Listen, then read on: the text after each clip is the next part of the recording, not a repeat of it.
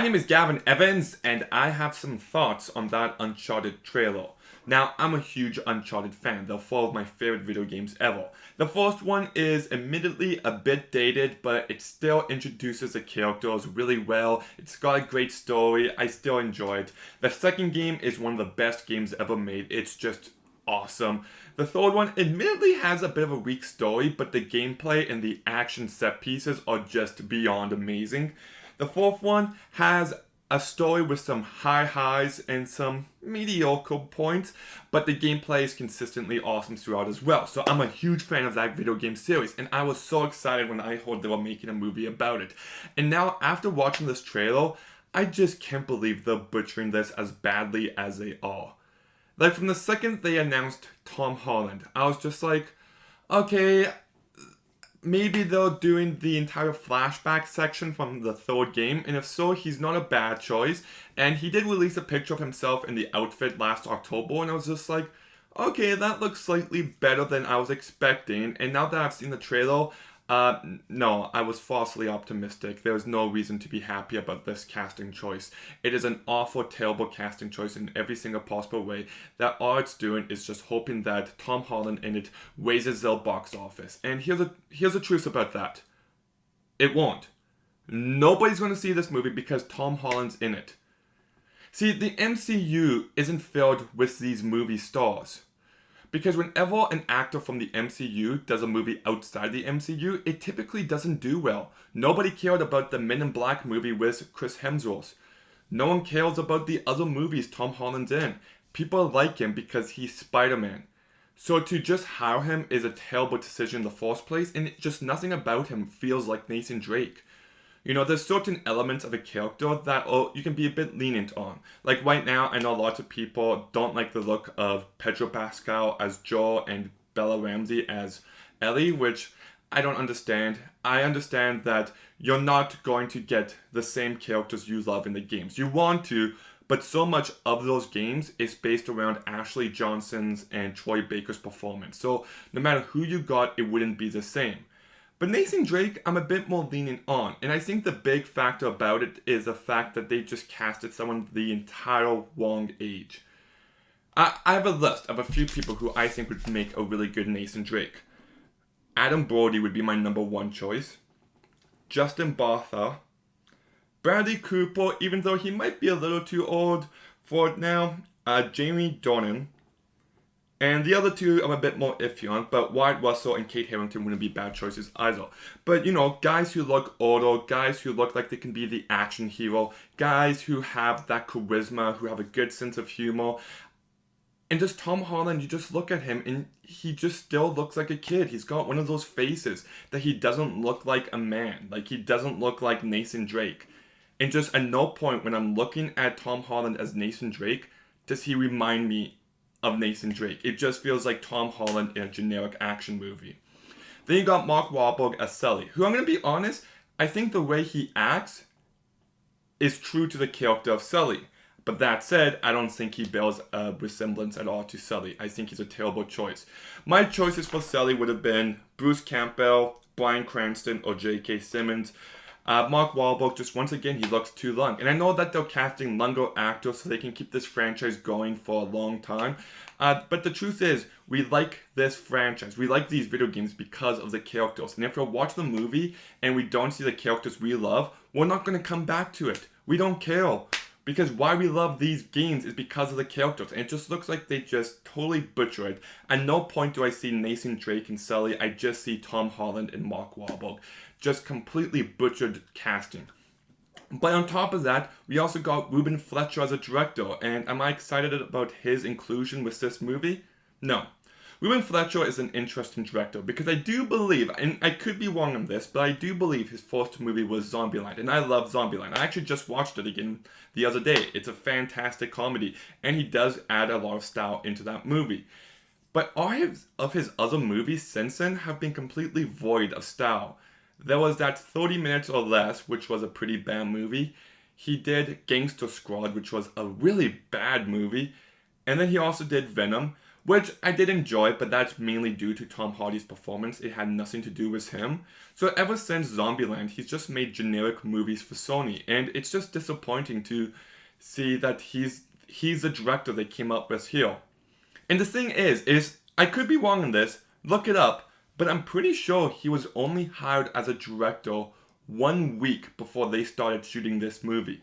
I do believe that was the case because they had Andy Serkis and Travis Knight going to direct it, and then they left, and then the movie was still in pre-production. They had 1 week until filming, so they got Ruben Fletcher.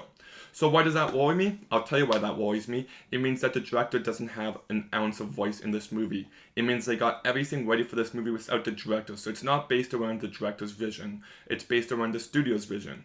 And the studio's vision is often the most generic version of a story we could possibly get. Ruben Fletcher is just the one that they're getting to deliver it. Look back on a movie like Solo. Phil Lord and Chris Miller were going to direct something really unique. It was going to be a different kind of movie. But Lucasfilm saw that and they're like, we want our generic Star Wars. So what did they do? They got a studio director, Ron Howard. And Ron Howard didn't direct a Ron Howard movie. He directed the movie the studio wanted.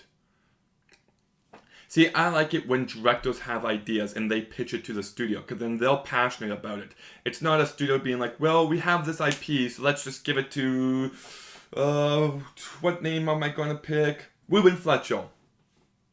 I think he's a bad choice for this movie. I think the guy has completely lost his touch as a director. Like, even Zombieland 2 wasn't that good, and I think he directed that one.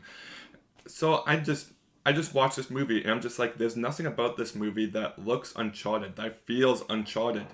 It just feels like a generic Sony movie. It really does, and it bums me out. You know, you play the Uncharted games, and the first game takes place in the jungle. The second game takes place mainly in the mountains or in this old deserted town, old beaten down town, I should say. The third one mainly takes place in a town on the other side of the planet and the desert. The fourth game mainly takes place in the jungle and on an island. And it looks like this movie is going more for the island setting, but lots of what we saw in this trailer was set in the city. And I know there's sections where they go to the city, but it's more of a rarity because most of these stories are adventure games. They take place in a wild, exotic location. And that doesn't look to be the case here until the very end. It looks like it's going to take place in the city and then it's going to end off in the island. So it just, nothing about the setting and locations look like Uncharted. And like, did they actually show us him getting to the treasure in the trailer? I can't believe they did that. Like, we literally see him get to that ship. Because I don't know what they're doing, but what a complete mess this movie looks to be. Because it looks like they're adapting not Uncharted 1, which is the obvious move they should do. And I'll get back to that in a sec. But it looks like they're adapting game number 4. You know, the great finale to the franchise. The farewell to Nathan Drake. It looks like we're getting Drake's finale for the very first movie for a franchise that they want to keep going for more than a decade. My god, what a disaster. And then they got the cargo set piece from the third game, so they're also doing that as well. But it looks primarily based around game number 4, because he even mentions his brother Sam. Already. Like, I can't believe they're messing it up to this degree.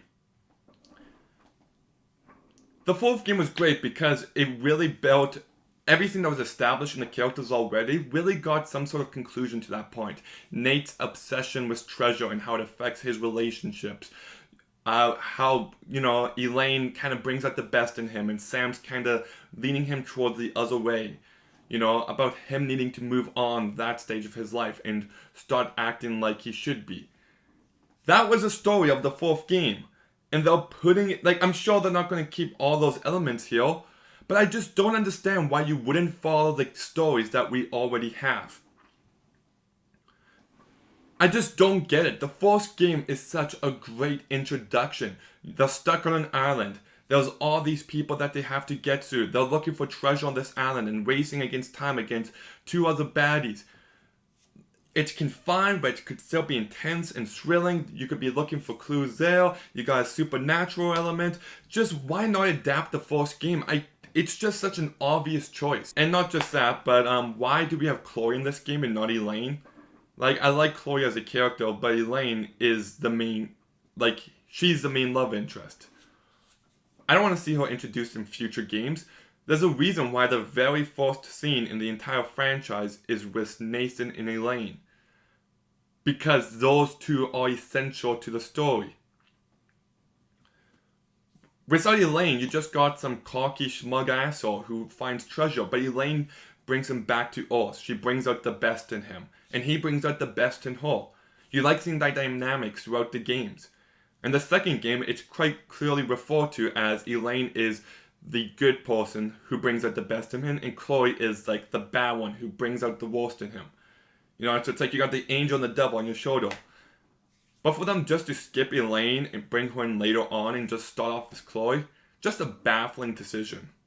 And not just that, but like I already mentioned, the fact that Sam's going to be in this movie, it seems like, I like finding out about Sam later on. Because it shows that Nate has a mysterious past. There's stuff that we don't know. But it just looks to be telling you everything right off the gate. We see his introduction with Sully here. We see him meeting Chloe here. We eventually in the second game going to see him meeting Elaine. We got the backstory with Nathan and Sam already.